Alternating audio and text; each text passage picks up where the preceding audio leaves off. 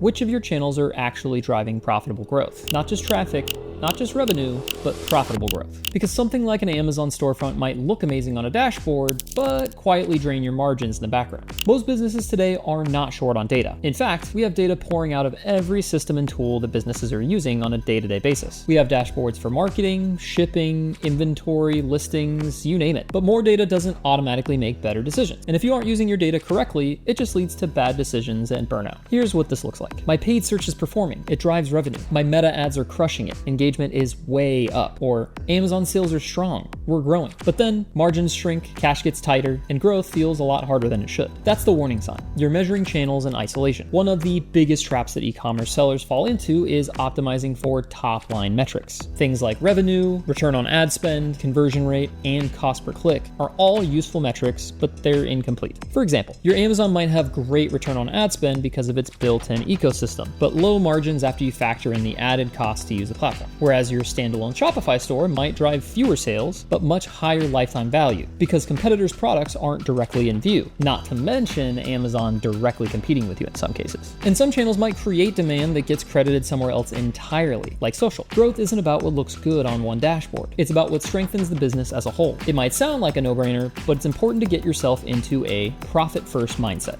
which means identifying profitable growth. But to identify which channels are actually driving profitable growth, we need to reframe the question entirely. Instead of asking which channel drives the most revenue, you should ask which channel improves profitability after all costs are included. That's the profit-first mindset. And to do that, you need to factor in the real cost behind every sale. That means digging into metrics like cost of goods sold. If you don't know your product level margins, you're guessing. Bonus points if you're using a reporting tool or software that allows you to drill down on your cost of goods sold efficiently. Things like marketing spend. Ad performance only matters when it's actually tied to a contribution margin. Keep track of your ad campaign performance and ad spend alongside connected channels to see what's working and what's noise. Fulfillment and shipping costs are also important to get a full picture of your operations, especially when using services like Fulfilled by Amazon, 3PLs, or other dropshipping services. Returns and refunds can absolutely destroy your profitability if you don't monitor them, especially if they're not linked to your return on ad spend metrics. And finally, marketplace and platform fees tend to cap off the ecosystem of expenses. Understanding how to read your Amazon settlement or Shopify payout reports are key to making sure that you're not throwing away money on lost margins. When you start to bring in the additional data that makes up what's costing you money and eating away at your revenue, you start to see reality a little bit clearer. When evaluating channels, there are 3 questions you should be asking yourself to separate the important signals from distracting noise. 1. Does this channel produce consistent contribution margin? Contribution margin, or CM, tells you whether a channel actually adds value after variable cost. Your Amazon store could see a huge influx of sales from something like Prime Day, where higher costs from suppliers, discounts for the event, and other hidden costs might eat away at your margin for the time period. Your storefront could perform great otherwise, but if you don't understand the trend behind your sales data, there's a chance your sales will fall off a cliff after the promotion ends. A channel that spikes one month and collapses the next is not a growth engine. It's a liability. Number 2, does this channel scale without eroding profit? Some channels work on those small budgets, but they might collapse as spend increases. Look for shrinking margins, rising fulfillment costs, increased discount dependency, and higher return rates. A little variability is normal, but true growth should hold under pressure. And number 3,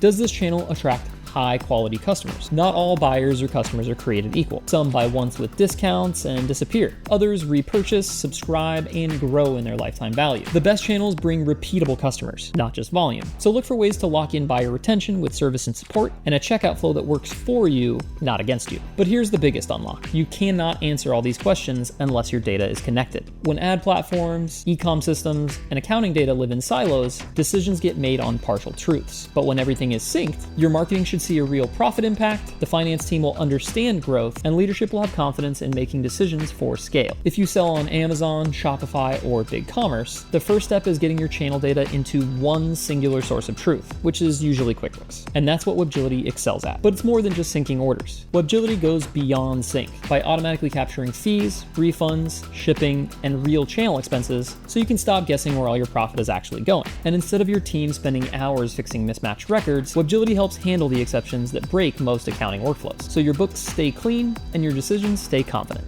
If you want to see what your channels are truly contributing, you can start a free trial or schedule a demo with our team using the link below in the description. So as you think about your own channels this week, here's what you should consider. Don't chase revenue without context. Evaluate sales channels based on profit, scalability, and customer quality together. Look for trends over time, not isolated wins. Ground your decisions in connected financial truth. And when you do all these things, growth becomes intentional, not accidental. If you're new here, make sure to subscribe for more e-commerce growth breakdowns. And join me live for our Know Before You Grow whiteboard sessions every other Thursday by clicking the link in the description. Happy selling!